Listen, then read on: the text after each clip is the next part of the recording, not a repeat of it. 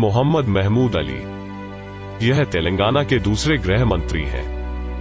उन्होंने गृह मंत्रित्व के साथ साथ राहत और पुनर्वास, शहरी भूमि छत सहित पोर्टफोलियो का प्रभार लिया है।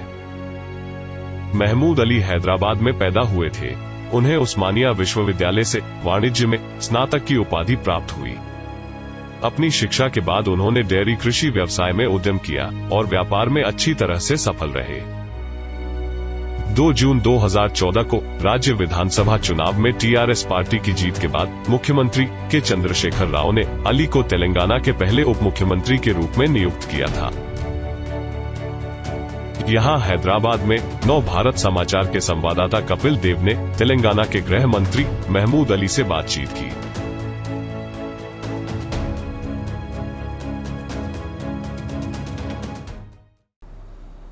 नमस्कार मित्रों, वेलकम टू नव भारत समाचार। मैं आपका प्रिय होस्ट कपिल देव लेकर आया हूँ एक बड़ा शख्सियत के साथ। वो है महमूद अली जी, गृह मंत्री तेलंगाना के राष्ट्र में। नमस्कार महमूद अली जी। नमस्ते सर। कैसे है? I'm okay sir. You're looking very fit and fine. So you're in the hot seat of the Home Minister of Telangana, the new state and youngest state. तो पहले ये बताइए कि आप एक बड़े पद पे है, एक गृह मंत्री है, एक 4 करोड़ की आवाम की गृह मंत्री है, पुलिस संभालते, लॉ एंड ऑर्डर संभालते, सिक्योरिटी संभालते हैं। आपकी दिनचर्या कैसे शुरू होता है? देखिए, मैं आराम से सोता हूँ और सुबह अर्ली मॉर्निंग उठता हूँ और सुबह से ही अपने काम पे लग जाता हूँ। मैं हमेशा फ्रेश रहता हूँ। जब थोड़ा सा यकीनन जो महकमा पुलिस है उसमें बाज़ वक़्त कई मसाइल आते हैं, मगर आजकल हमारी जो पुलिस है, हमारा जो लैंड ऑर्डर है, बहुत इंडिया में नंबर 1 लैंड ऑर्डर है। आप किसी भी शहरी से पूछ सकते हैं, हैदराबाद के हो जी। हमारे ऑनरेबल सीएम साहब तेलंगाना बनने के बाद लैंड ऑर्डर पर काफ़ी तवज्जो दी है, क्योंकि तेलंगाना बनने से पहले तेलंगाना मूवमेंट तकरीबन 14 ईयर चला है जी। और तेलंगाना बनने से पहले हर एक में यही डाउट था कि तेलंगाना बनेगा तो लैंड ऑर्डर किस तरह कंट्रोल करोगे, क्योंकि हैदराबाद में या तेलंगाना स्टेट के अंदर तो नेक्सटिज्म का जोर था और यहाँ पर थोड़ा क्रिमिनल राइट्स भी हुआ करते थे जी। तो जब अक्सर एमपी से जब मुलाकात करते थे हमारा डेलीगेशन, तो हमसे पूछते थे, हमारे सीएम साहब से पूछते थे कि भाई तेलंगाना की बात तो कर रहे हैं, आप तेलंगाना बने बाद आप लैंड ऑर्डर कैसा कंट्रोल करेंगे। ये डाउट तो बहुत सारे लोगों में आया है। मगर आपको एक बात बताना चाहता हूँ, इस वक्त तेलंगाना की पुलिस इंडिया में नंबर 1 पुलिस है। रात के 12 बजे भी लोग यहाँ ज्वेलरी पहन के बाहर निकलते हैं जी। आप देख सकते हैं जी। मोटरसाइकिल पर बैठ के पीछे बैठ कर जो लेडीज जाते हैं उनके गले में सोने के हार होते हैं। मैं तो यही बात बोलता हूँ काफ़ी लोगों से कि मैं एक ऐसे शहर से हूँ जहाँ पे विमेन सेफ्टी और बहुत ही अहमियत चीज़ है और जो रेस्पेक्ट मिलता है, हम काफ़ी सुनाई देता है कि अलग राष्ट्रों में, अलग सिटीज़ में कि स्त्रियों के ऊपर बहुत सारे अत्याचार होते हैं या ऐसे चीज़ होते हैं, दुर्घटना घटती है दिल्ली जैसे शहर या कोई बम्बई, लेकिन हैदराबाद के बारे से हम सुनते नहीं। हैदराबाद में क्या है, पुलिस बहुत फ्रेंडली पुलिस है जी। और हमारे ऑनरेबल सीएम साहब तेलंगाना बनने के बाद सबसे ज़्यादा फोकस पुलिस को किया जी।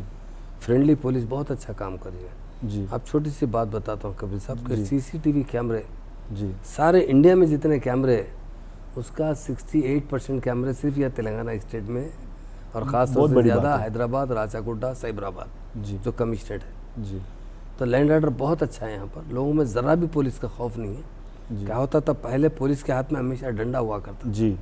मगर आज ऐसा है, हमारे जो पुलिस स्टेशन बन रहे हैं या कमिश्नर ऑफिस बन रहे हैं, जो एसपी ऑफिस बन रहे हैं, आप ऐसा देखेंगे एक 5 स्टार होटल की तरह बना रहे हैं जी। और बाज़ाब्ता सबसे अहम आदमी जब इंटर होने के साथ उसका वेलकम किया जाता है, रिसेप्शन पे बहुत अच्छे लोगों को बिठाया जाता है, रेस्पेक्ट दिया जाता है, उन्हें बिठाया जाता है, उनकी तकलीफ पूछी जाती है। आज हम आपके यहाँ पे आए तो हमारी रेस्पेक्ट तो खातिरदारी तो अच्छी हुई है। तो मैं आपको ये बात बोलना चाहता हूँ कि हैदराबाद एक बड़ा शहर है, मतलब हिंदुस्तान में 5 बड़ी नगर में हैदराबाद भी एक अच्छी नगर है और 1 करोड़ से ज़्यादा आवाम है यहाँ पे और काफ़ी सारे लोग आईटी के क्षेत्र, मतलब रात की दुनिया ज़्यादा है हैदराबाद में। तो रात की दुनिया मातम होता है कि अफरा तफरी की दुनिया भी हो सकता है या ऐसे लोग लाइक एंटी सोशल एलिमेंट्स ज़्यादातर रात में ही होता है ये चीज़। क्या लगता है आपको ये एंटी सोशल एलिमेंट्स जो है, जो रात की चीज़ों में या नाइट क्लब हो सके या कोई ऐसे दुर्घटना जब घटती है, आपके दिमाग में क्या चलता है ये चीज़? देखिए, हमारे पास एक बात मशहूर हो चुकी है कि हमारे हैदराबाद में या तेलंगाना स्टेट में क्राइम करने के बाद वो बच नहीं सकता जी 100% बच नहीं सकता। मैं अभी आपसे बताया कि सीसीटीवी कैमरों का जाल बिछा हुआ है हमारे पास, और क्राइम के लिए हमारे पास बहुत, जहाँ कर भी कुछ क्राइम का हमको ज़रा भी डाउट होता है वहाँ पर हमारे अनड्रेस पुलिस रहते हैं जी जो ड्रेस पहन कर नहीं रहते। वो हमेशा अपने बटन में सीसीटीवी कैमरा लगा के रखते हैं, जी और जो है जहाँ पर भी शक का एरिया है कि वहाँ पर कुछ, जैसा बस स्टैंड पर कहीं समझिए रात का टाइम बस पकड़ने के लिए कोई लेडीज आके टहल सकते जी हैं, हमारे कैमरे भी होते हैं, उसके बावजूद भी हमारी पुलिस हमेशा नज़र रखती है लोगों पर। आप देखिए कोई पेपर में भी आप देखिए, रोज़ाना पेपर देखिए, आप कौन से भी पेपर, ऐसा क्राइम के बारे में उतना, जैसा एक ज़माना पहले क्राइम बहुत ज़्यादा हुआ करता था, आज क्राइम नहीं के बराबर है हमारे पास चेन स्नैचिंग, बहुत से लोग कर्नाटक, महाराष्ट्र, छत्तीसगढ़ के लोग आकर यहाँ पर करके रात फरार होते थे जी और हम पूरा बॉर्डरों पे कैमरे लगाए गए, यहाँ के कैमरे लगाए गए। आदमी क्राइम करने के बाद इमीडिएट अगर एक्शन लेके पकड़ने वाली कोई पुलिस है तो तेलंगाना पुलिस है। अब क्राइम कभी भी यहाँ पर बिल्कुल नहीं के बराबर हो चुका है। बहुत अच्छी तरीके से हमारी पुलिस लैंड ऑर्डर पर कंट्रोल कर रही है। जो हमारे डीजी महिंदर रेड्डी साहब है, जी पहले वो जब तेलंगाना स्टेट बनी वो कमिश्नर थे, जी आज डीजीपी है। और हमारे जितने तीनों यहाँ के कमिश्नर हैदराबाद, राचाकुंडा, सैबराबाद, चूँकि आप जिस तरह बताएं यहाँ 1 करोड़ से भी ज़्यादा आबादी है, जी जहाँ आबादी बढ़ती है और जहाँ आईटी होता है, जी तो रात में चहल पहल होती है, तो नाइट क्राइम के बहुत से वाक़यात होते हैं। और आज हमारे पास देखिए आप नाइट क्राइम में भी कहीं पर भी कोई ज़रूरत नहीं कर सकता। जो इंसान अपने लिमिट के अंदर अपनी ज़िंदगी गुजारता है तो उसे कोई डिस्टर्ब नहीं है, लिमिट क्रॉस करता है तो बराबर उस पर पुलिस की नज़र होती है। लिमिट क्रॉस करता तो बराबर पुलिस उसकी नज़र एक्शन लेती है। एक्शन। आजकल लिमिट क्रॉस करने का जरिया अलग बन गया है, मतलब मोबाइल एक चीज़ बन गई, सोशल मीडिया है, व्हाट्सअप ज़्यादा है, मतलब लिमिट, साइबर सिक्योरिटी, साइबर मामले काफ़ी दर्ज हो रहे हैं आजकल। उस चीज़ों पे पर कैसी व्यवस्था बनी? बिल्कुल एक अलग महकमा कायम किया गया है। और जो साइबर क्राइम आप बता रहे हैं, अक्सर जो व्हाट्सएप पर तो जो है लोग मैसेज हम भिजाते हैं, ये करते हैं, किसी को धोखा, वहाँ बैंक के अकाउंट से पैसे ट्रांसफर करते जी, हैं, वो चीज़ काफ़ी ये साइबर क्राइम होते हैं। लोगों को धोखा देते हैं कि इसी तरीके से धोखा देते हैं कि लोग देखे देखे तक उनके पैसे गायब हो जाते हैं या वो धोखे में वो लोग फंस जाते हैं। जी तो उसके लिए यहाँ पर बाज़ाब्ता हैदराबाद हो या राचाकुंडा हो या सैबराबाद में साइबर क्राइम को अलग तरीके से ट्रीट किया जाता है। उसके लिए अलग साइबर लॉज बन चुके हैं। एक्सपर्ट्स है, बहुत बड़े लोग एक्सपर्ट है उसके अंदर। वो करते करते उसके अंदर जो काबिल होते हैं, आज की टेक्नोलॉजी यूज़ कर सकते हैं, ऐसे नौजवान IPS ऑफिसरों को वहाँ मुकर्रर किया जाता है। साइबर क्राइम में भी हम बहुत से, हमारे अदर स्टेट के लोग हमसे शिकायत करते हैं, सब हमारा कंपनी तो हरियाणा में है, हमारी पंजाब में है, अब तेलंगाना की पुलिस हमें गिरफ्तार कर लिए, हम एक इश्तिहार देने पे गिरफ्तार कर लिए। जी तो यहाँ पर ज़रा भी कोई साइबर क्राइम करते हैं तो ज़रूर उसके ऊपर पूरी नज़र रखी जाती है और उसको लोगों से बचाने के लिए हर तरीके से हम जिस तरीके से ये हो सके उन्हें IT का बचाया जाता दुनिया है, टेक्नोलॉजी का दुनिया है, युवा की दुनिया है। बेशक। मतलब युवा आजकल ज़्यादा लोग मोबाइल पे बसे हैं, लैपटॉप में है, कंप्यूटर में है, उनकी बाहर की दुनिया बहुत कम चली और कोविड के चलते और भी कम बढ़ी। तो ये चीज़ के बारे में लोग जो अभी ज़्यादातर साइकोसोमैटिक डिसऑर्डर जो बोलते हैं लोग, या अलग रह के या घर में अकेलापन महसूस करके क्राइम के ऊपर बहुत सारे लोग काम कर रहे हैं। इसके ऊपर कुछ काउंसलिंग या ऐसे चीज़ कुछ बन रहे हैं? वही बता रहा था, हमारे पास एक बहुत अच्छी टीम है। जी जो लोग खाली चबूतरे पे बैठते हैं ना, जी रातों के टाइम बाहर बैठे रहते हैं, तो उन लोगों पर, उन ऐसे लोगों को ले जाते हैं पुलिस स्टेशन में, काउंसलिंग करते हैं, या नौजवान बच्चे हैं तो उनके पेरेंट्स को बुलाते हैं, बताते हैं। पुलिस फ्रेंडली तरीके से काम करती है। हम किसी को इमीडिएट पकड़ के सख्ती से कोई उनके पास रिएक्शन नहीं करते, बल्कि उन्हें समझा के प्यार से, मोहब्बत से उनको सुधारने की कोशिश करते हैं। हाल में कुछ दिन पहले हरियाणा के DG साहब आए थे यहाँ पर, जी तो जब मुझसे मुलाकात किए तो हमारी जेल, जो चंचौड़ा जेल और चरलापल्ली जेल पे भी वो लोग उन्होंने तफसीली दौरा किया। जब मुझसे गए तो गए कि आपके पास जेल में भी बहुत अच्छी शिक्षा दी जाती है। हमारे पास जेल में जो बच्चे पढ़ना चाहते हैं, चाहे वो इंटरमीडिएट पास पढ़ना चाहते हैं या मैट्रिक पढ़ना चाहते हैं, जो कम उम्र लोग आ जाते हैं, या कोई डिग्री करना चाहते हैं, तो बराबर उनको शिक्षा दी जाती है। उनको पढ़ाने के लिए जो उस्तादों का तकर्रुर किया जाता है, उनको बाज़ाब्ता तरीके से सुधारा जाता है। जी और सुधारना बहुत बड़ी चीज़ है। जी आप कोई आदमी क्राइम करने वाला है तो उसको अच्छे रास्ते पर लगाना, ये एक हमारी बहुत पुलिस बहुत इस पर अहम रोल अदा और करती है। पुलिस और सिविल सोसाइटी दोनों ही काम करते कई हैं। सिविल सोसाइटीज भी ऐसा अपनी एक अपनी कहावत है कि as the rich gets richer and the poor Yeah. Gets poor, Yeah. Crime is a intermediate between the rich and the poor. 100% correct। जो पावर्टी और क्राइम के और बीच लेके में जाता है, ये चीज़ों के बारे में गवर्नमेंट कैसी तरह की पॉलिसीज लेके आ रही है? लोगों को एजुकेट करने का है, लोगों को जो लोग जो छोटे छोटे क्राइम में आते हैं ना, उनका जहन देखते हैं कि कुछ लोग तो हमारे पास सीसीटीवी कैमरे से जैसा लोग बहुत स्पीड चलाते हैं, कट मार के चलाते हैं या किसी को ओवरटेक करते हैं, तो उनकी काउंसलिंग की जाती है। जी उन्हें बताया जाता है कि ऐसा चलाने से, तो उससे होते होते आदमी क्या होता है, जो लोग कुछ ऐसे लोगों के साथ उठते बैठते जो क्रिमिनल है, जी उन्हें अलग बुलाकर समझाया जाता है कि अच्छी सोसाइटी मेंटेन करो। हमारे स्टेट के अंदर ख़ास तौर से पुलिस के अंदर कई ऐसे महकमे हैं जिसकी वजह से लोगों को सुधार लाया जाता है, और लोगों में अगर कोई क्राइम की तरफ जा रहा है, अगर छोटा मोटा क्राइम होता है तो उसे बुलाकर समझाया जाता है कि आप क्राइम मत कीजिए। ख़ास तौर से ये होता है कि लोगों में क्या होता है, आप जैसा बने लोग घरों में बंद होकर एक किस्म से बाज़ वक़्त गलत रास्ते पर जाने का डर रहता है। डर रहता है। कोई लोग अगर कोई भी गवर्नमेंट के रूल्स को तोड़ते हैं, सपोज अगर एक सिग्नलिस्ट है, जी अगर उसे ओवरटेक करते हैं, सिग्नल जब रेड दिखती है तो आदमी टरना चाहिए, बाद लोग उसी स्पीड में निकलते हैं, जी तो उन्हें उमन चालान करने से पहले उन्हें वार्निंग दिया जाता है, उन्हें बुला के काउंसलिंग किया जाता है कि गवर्नमेंट को रूल्स तो नहीं तोड़ना चाहिए, जी रूल्स के साथ फॉलो करने वाला आदमी से अपनी लाइफ में डिसिप्लिन मेंटेन कर सकता है। जी। तो हमारा महकमा पुलिस की तरफ से बहुत सी चीज़ों में जैसे आपकी सुधार लाने की बहुत कोशिश है। सुधार और डिसिप्लिन अब दोनों बहुत बड़े शब्द है। आपके जीवन में ये सुधार और डिसिप्लिन कब से शुरू हुआ, या बचपन से शुरू हुआ, या हालाती दौर से शुरू हुआ था? मैं बचपन से, क्योंकि मेरे फादर जो है जी एक एग्रीकल्चर से डेयरी फार्म का बिजनेस करते थे, और मैं उनके साथ 10 साल से उनके साथ लगा था, पढ़ते हुए भी अपने काम में काम करता था, और वो बड़े उसूल पसंद थे। जी उन्होंने मुझे बहुत अच्छी अच्छी बातें बताई। मैं आपसे भी एक बात बताया, जी मेरे वालिद से कभी मैं गलत बात नहीं सुना। गलत का मतलब झूठ अलग बात है। अगर किसी का फ़ोन आया, अगर कोई मसरूफ़ भी है तो उसे बताते थे कि बताने लगाते थे कि आप 5 मिनट से कॉल कीजिए, हम बात करेंगे। नहीं है बोल के बाद लोग उमर नहीं है बोल देते। उतनी छोटी मिस्टेक भी हमको बताते थे, ऐसा नहीं बोलना चाहिए। और मैं आपसे बताया अभी भी, मैं 10 साल से कभी ज़िंदगी में झूठ जिसको बोलते, जी। मैं घर में रहा तो रहा बोलता हूँ, बाहर रहा तो बाहर हूँ बोलता हूँ। जो Sincere। आदमी से सिंसियरिटी, क्या वही सिंसियरिटी आपको ये पद तक लेके आई? डेफिनेट हम सब, हमारी पार्टी के लोग भी जानते हैं, हमारे सीएम साहब भी जानते हैं।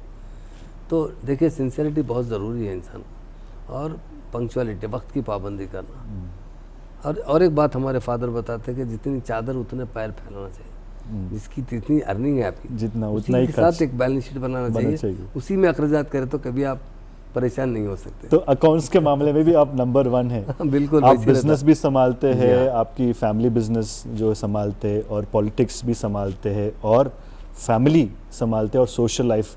कितना मुश्किल होता है ये 3-4 चीज़ आप एक प्रोफाइल बना के है। नहीं, ऐसा देखिए, आप एक उसूल की जब ज़िंदगी रहती तो उतने मुश्किलात नहीं होते। आप उसूल से हट जाते हैं जी तो डेफिनेट है उसमें मुश्किलात पेश आते थे।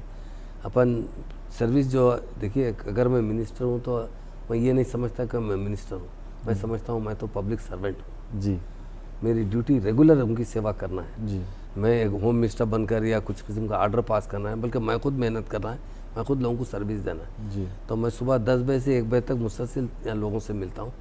फिर शाम में 3:30 से लेके 7:30, 8:30 तक जितने विजिटर्स आते हैं, जी। तो रोज़ाना मिनिमम 8 to 9 आवर्स तो विजिटर्स के लिए रखता हूँ। तक नहीं जाते आप? तक तो बोले तो खैर ऐसा रहता है, थोड़ा बहुत तो पार्टी के कामों में कभी कभी एज के हिसाब से, पहले तो बहुत काम किया, अभी भी काम करते हैं। जी। मगर आदमी तो जो है, जैसा आदमी 60 साल में एक रिटायरमेंट लाइफ पे आता है, जी। पर पार्टीज में तो रिटायरमेंट लाइफ थोड़ी बहुत बड़ी है, तो थोड़ा काम तो करते हैं, थकते हैं कि रोज़ काम करना रहता है। जी। और मैं कभी संडे वनडे कुछ नहीं है मेरे पास जी। और कभी मैं बाहर टूर को, पिकनिक को, इधर उधर कहीं नहीं जाता। जी। पंक्चुअलिटी से काम करता हूँ और रेगुलर काम करता हूँ। फैमिली की वहाँ से कैसे सपोर्ट रही आपकी ये जर्नी? मेरे मिसेस, ये जर्नी में भी मेरे मिसेस मेरे साथ काफ़ी कोऑपरेट किए हैं, क्योंकि हम 14 ईयर्स जो है जद्दोजहद में रहे तेलंगाना हासिल करने। जी। जब हम जाते तो बहुत रात भी आते थे, काम में लगे रहते थे, 2-2, 4-4 दिन लोग आते रहते थे, जाते रहते थे, तो बहुत ज़्यादा बिजी थे। तो हमेशा मेरी मिसेस मुझे हमेशा कोऑपरेट करती थी, और बहुत अच्छी फैमिली रही हमारी, बहुत प्यार और मोहब्बत। दोस्तों का कैसे रहा आपका सफ़र? दोस्त बहुत कम रहे, बचपन के दोस्त तो सब, क्योंकि हमारी मसरूफियत इतनी हो चुकी कि हम दोस्तों के लिए टाइम नहीं निकाल सकते। अब कुछ कोई मुलाकात कर लेता कभी कभार, मगर ऐसा कुछ तो दोस्तों के साथ रोज़ाना बैठना या टाइम पास, जी टाइम भी नहीं रहा। और आज कभी लोग भी आते तो समझते कि अरे बहुत मसरूफ़ है ना भाई, बोल के। तो ज़्यादातर आवाम के ना साथ दोस्तों के साथ टाइम नहीं थी और सपोर्ट मिल चुका आपके फैमिली के साथ।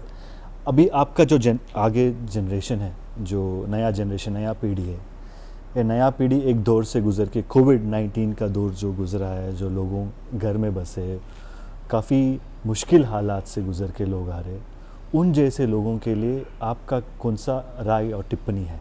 देखिए, ये कोविड-19 में बहुत लोग परेशान हो चुके हैं, और बड़े लोग भी परेशान हुए जिसके इंडस्ट्रीज थे या बड़े बड़े कारोबार थे। छोटे लोग भी परेशान हुए, छोटे लोग बहुत ज़्यादा परेशान हुए, जो रोज़मर्रा काम करते, रोज़मर्रा कमाते, रोज़मर्रा अपनी फैमिली को जो उनके ज़रूरत पूरे करते, वो लोग काफ़ी दिक्कत में, काफ़ी तकलीफ़ में, अब सब बहुत डिप्रेशन में भी लोग हैं। मेरी उनसे यही अदबन गुजारिश है, देखिए इंसान की जान जो होती है वो सबसे बड़ी चीज़ है जी। अब ये कोविड-19 जो आया, इसमें जो लोग बीमार हुए, अच्छे हो गए, रिकवर तो हो गए, जो लोग का इंतकाल हो गया, डेथ हो गई, वो यकीनन वो हमारे लिए बहुत दुख की बात है जी। अब हम ये करना है कि हम इस परेशानी से आगे किस तरह बढ़ना चाहिए, तो हम ज़रा हिम्मत से रहते हुए काम करना चाहिए, कोशिश करना चाहिए। मैं भी काफ़ी लोगों से जब मिलता हूँ कि अपने मसाइल सुनने के बाद मेरे भी आंख में पानी आ जाता है जी। कि अल्लाह ताला, ये लोग हमेशा खुदा का रहम चाहिए इन लोगों के ऊपर। ये लोग कितनी परेशानी में आ गए, लोग जो है ख़ास तौर से ट्रांसपोर्ट का बिज़नेस करने वाले, ऑटो वाले, टैक्सी वाले, बेचारे बसेस वाले, जी। क्योंकि काफ़ी दिन से इंस्टॉलमेंट चढ़ते जा रहा हूँ उनका, और कुछ इनकम नहीं होने की वजह से उनके मकानात के किराए चढ़ते जा रहे हैं, बच्चों की स्कूल की फ़ीस है। फिर भी हमारे चाहने चीफ मिनिस्टर साहब बहुत कोशिश कर रहे हैं उन लोगों को किसी न तरह से मदद देने करने की। हमारी स्टेट इंडिया में पहली नंबर 1 स्टेट है। कल मुझे एक आंध्रा के लीडर साहब से मुलाकात हुई, वो बता रहे थे कि सबसे कम अगर किसी स्टेट में लॉकडाउन रहा तो वो तेलंगाना है जी। और सबसे पहले इस बाहर निकलने वाली स्टेट कोरोना से तो वो तेलंगाना स्टेट है। तेलंगाना है। तो काफ़ी अच्छा अरेंजमेंट किया गया। स्टेट पॉलिसी जब तेलंगाना की बात होती है तो तेलंगाना एक नया राष्ट्र है, 7 साल का यंग राष्ट्र है। तो ये 7 साल कैसे रहा, आपका जर्नी कैसे रहा? 7 आपका साल देखिए, experience हमारे में? 14 साल हमारी जद्दोजहद में रहे। जी। हम हमारे सीएम साहब, हम तो अपने आप को लक्की समझते हैं, क्योंकि हमारे जो लीडर है जी। वो खुदादाद सलाहियत के लीडर हैं। जी। हमारे केसीआर साहब का विज़न बहुत अच्छा विज़न है, और उनकी क़यादत में हमने 14 साल जद्दोजहद की और पुरअमन की। 69 में भी तेलंगाना मूवमेंट हुआ था, इसमें काफ़ी लोग पुलिस की फायरिंग में शहीद हो गए थे। मैं इस मरतबा एक आदमी भी पुलिस की फायरिंग से नहीं, पीसफुल तरीके से मूवमेंट करे और तेलंगाना लेकर भी आए। लाने के बाद जो 7 साल दौर है, ये तेलंगाना के लिए एक सुनहरी दौर है। आज तेलंगाना स्टेट सारे इंडिया में हर शोबे हयात में, आपको बताऊंगा तो आप एक एक चीज़ सोचें, बताऊंगा ना तो आपको ताजुब करेंगे।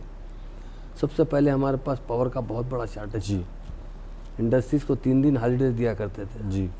Friday, Saturday, Sunday industries holiday. घरों पे जब करंट था, डोमेस्टिक करंट, रोज़ाना 4 घंटे 6 घंटे टाइम के हिसाब से 7-7 घंटे 8-8 घंटे भी ब्रेकडाउन समर में तो होता था। लोग बड़े परेशान रहते थे, कई किसान खुदकशी करते थे, किसानों को बराबर करंट नहीं मिलता था।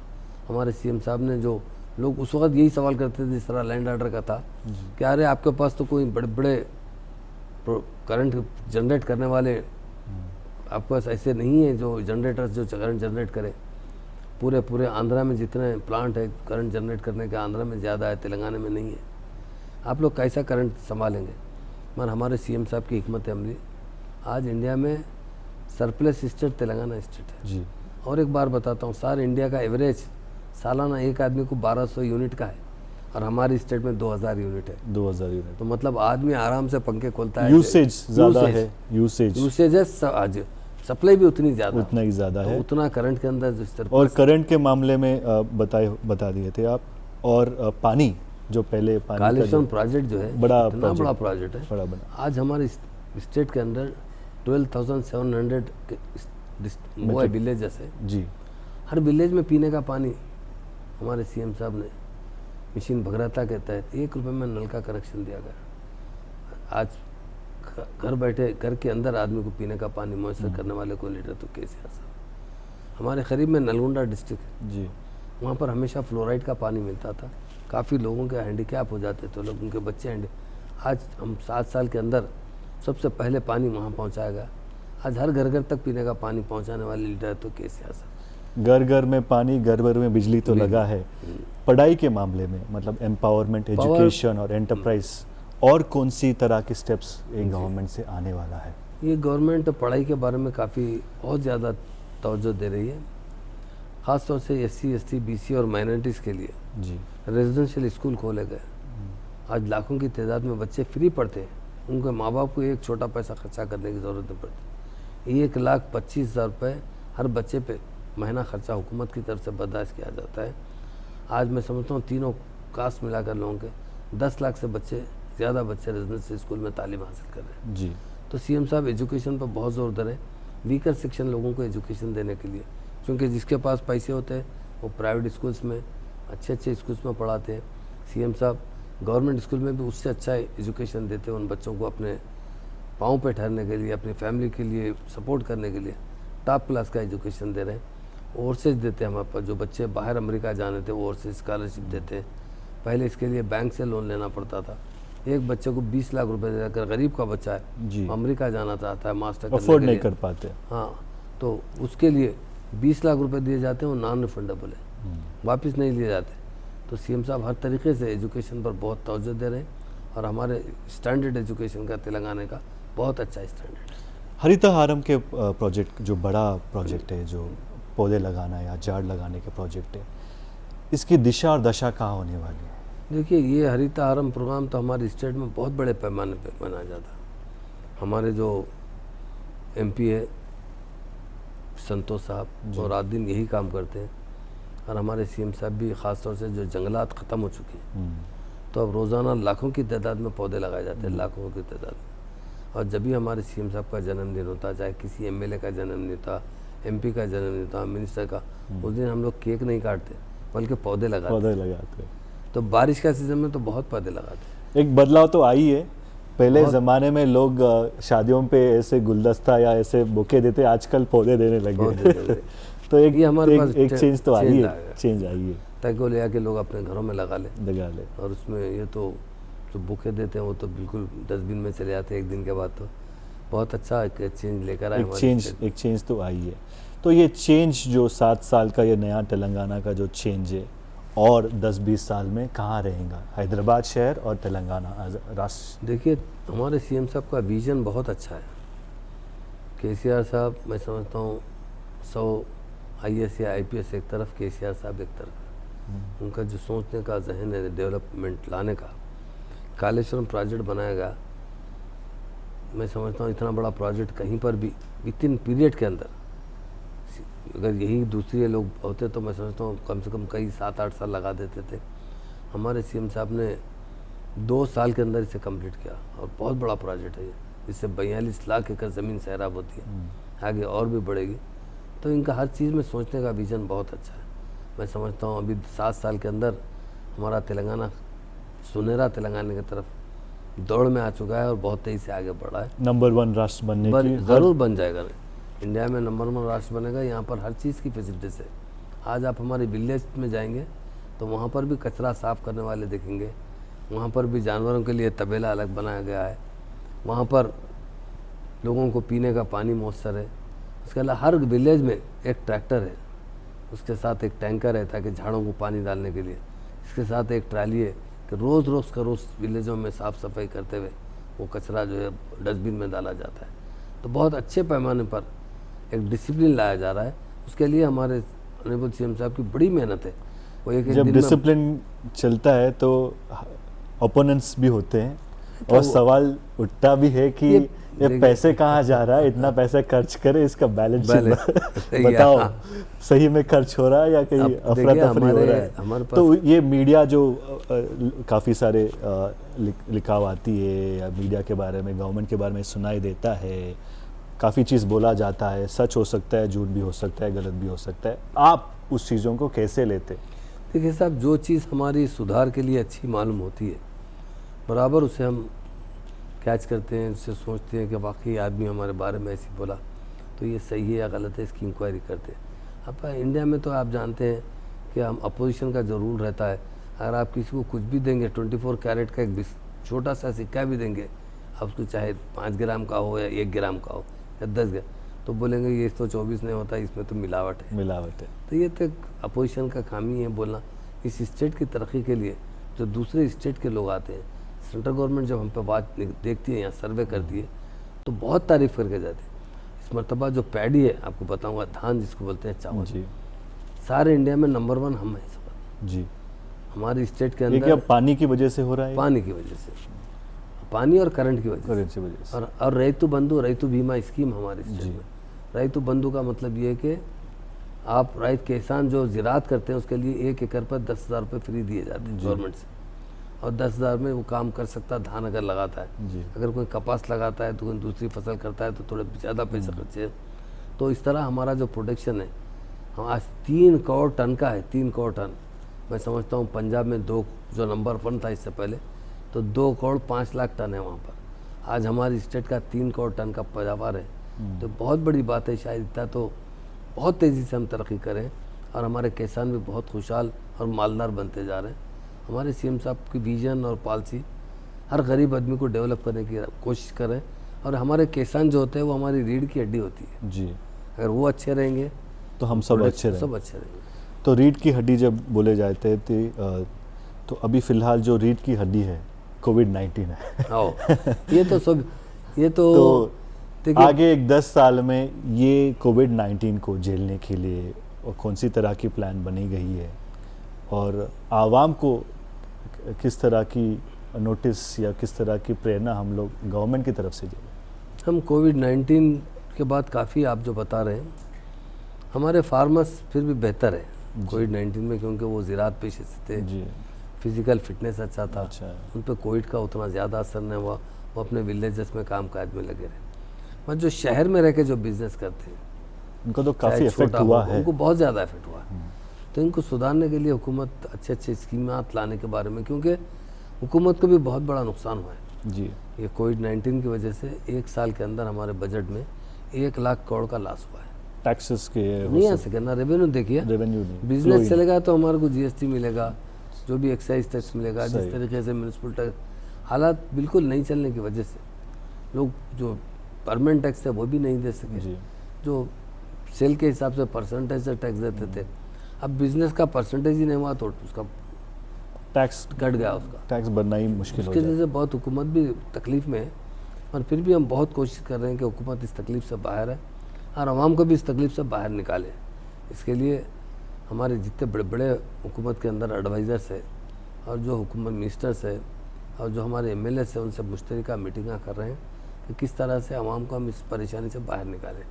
और कोविड फर्स्ट आया था, उसके बाद सेकंड फेज़ आता बताए थे, जी। अब कुछ लोग थर्ड फेज़ की भी बात करते हैं, हो रही है। और हम तो खुदा से यही दुआ करते हैं कि अब कोई फेज़ नहीं आए यहाँ पर, हम फिर से अपनी ज़िंदगी अच्छी तरीके से लोग गुजारें। अपने आप फेस देखे और देख चुके हैं, फर्स्ट फेज़ सेकंड फेज़ में थक चुके हैं, अब थर्ड फेज़ को ऊपर वाले के कर दुआ करते, उम्मीद करते, और ये उम्मीद के साथ हम आपसे बहुत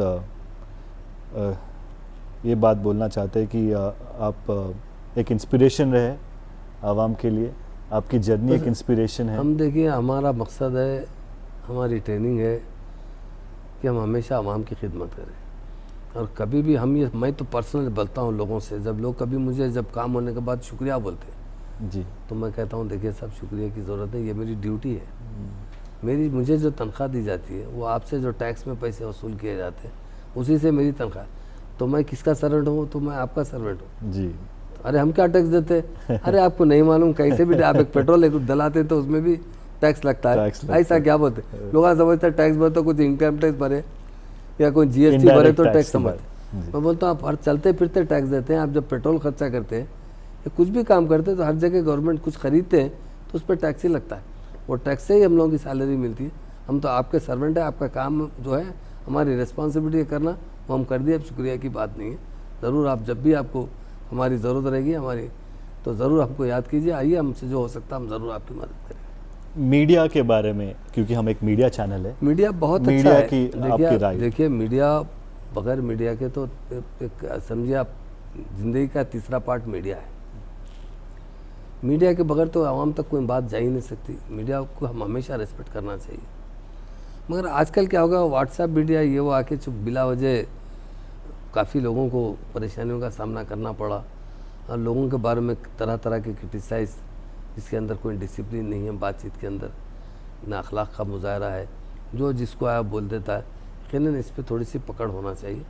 मीडिया तो बहुत हमारी एक पार्ट ऑफ दी लाइफ है, हम बहुत रेस्पेक्ट करते हैं मीडिया की, और मीडिया की भाइयों की वजह से तो वो तो कोरोना में भी देखा मैं, अपनी जान की परवाह किए बगैर हमेशा हर चीज़ को कवरेज करते हैं। मीडिया को हम बहुत रेस्पेक्ट देना चाहिए। मीडिया में हर फील्ड में, एक बात बताता हूँ, हर फील्ड में अच्छे लोग हैं, कुछ 1-2% रहते हैं वैसे, चाहे पॉलिटिक्स में हो, चाहे बिजनेस के अंदर हो, चाहे किसी लाइफ ऑफ पार्टनर रहने हो, चाहे हर जगह हर शोबयात में कुछ ना कुछ एक बिल्कुल 1% का बहुत मैक्सिमम लोग अच्छे रहने से दुनिया चलती है। मीडिया की बहुत मैं रेस्पेक्ट करता हूँ। मीडिया बहुत अच्छी चीज़ है, प्रिंट मीडिया हो या इलेक्ट्रॉनिक मीडिया आने के बाद तो आदमी को जब की जब खबर मिल जा रही जी। अब बाद हो गया। बाद लोग क्या कहते थे, जैसा वैक्सीन लेना है, कभी मीडिया पे मैं खुद देखता हूँ आ जाता। कबूल साहब, आप खुद मीडिया के आदमी हैं जी। मीडिया के बारे में भी बहुत अच्छी राय है जी। मैं बहुत रिस्पेक्ट देता हूँ मीडिया वालों को। बहुत से अच्छे लोग हैं मीडिया के अंदर। अब आजकल जो व्हाट्सएप मीडिया निकल गया, मैं आपको एक छोटी सी बात बताऊँ। मैं एक साहब को कन्विंस किया कि साहब वैक्सीन ले लीजिए, तो कुछ दिन के बाद एक मुझे व्हाट्सएप भिजाए, उसके अंदर कोई आदमी बोल रहा है कि वैक्सीन लिए तो 2 साल में मर जाते फिर उसके बाद सेकंड डे तो मैं बोला ये गलत बात है, हमारे वर्ल्ड के बड़े बड़े साइंटिस्ट इस पर तजुर्बा किए, कोरोना को रोकेंगे कैसा, बगैर वैक्सीन के किस तरह रोकेंगे आप बताइए। अगर रोकना है तो वैक्सीन लेना ज़रूरी है। फिर दूसरे दिन और एक डाले उन्होंने कि एक आदमी वैक्सीन लिया, सेकंड डोज के बाद वो पूरे चमचे गिमचे प्लेटा गिलेटा करके लगा लिया पूरे। देखिए आप वैक्सीन लेने के बाद ऐसा होगा, मैग्नेटिक पावर आ गया उसमें। ना साहब ये सब आपको बता रहे हैं, ऐसी बात नहीं है। तो यकीनन मीडिया बहुत अच्छी है। व्हाट्सएप मीडिया हर आदमी के सामने फ़ोन रख के बोलने की वजह से कई मसाइल पैदा हो रहे हैं। हम हमेशा मीडिया की बहुत रेस्पेक्ट करते हैं, और बहुत अच्छे अच्छे लोग मीडिया के अंदर हैं, बहुत अच्छी तरीके से लोगों तक बात पहुंचाते हैं। हमको बहुत प्राउड है मीडिया पर।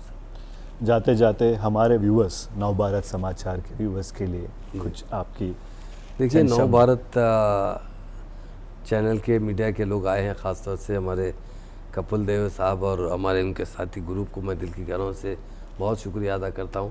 और बहुत अहम काम है मीडिया का। अब मैं अभी आपसे कहा कि मीडिया पे मुझे बहुत बड़ा प्राउड है। दखन आप लोग पर भी मुझे बहुत प्राउड है, और अब ऊपर वाले खुदा से दुआ करता हूँ कि आपका चैनल और तरक्की करे।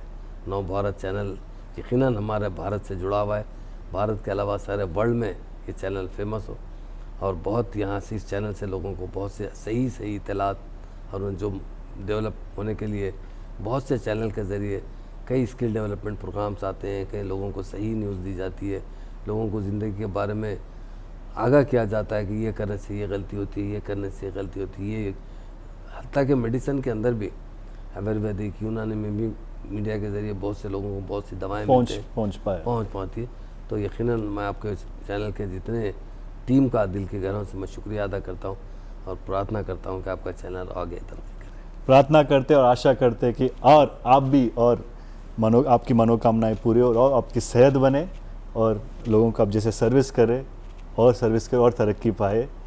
इस चंद शब्दों से आपका इंटरव्यू देने के लिए बहुत आभारी है हम लोग, और धन्यवाद भी कहते हैं। Thank you. तो ये थे महमूद अली जी, गृह मंत्री तेलंगाना के राष्ट्र के।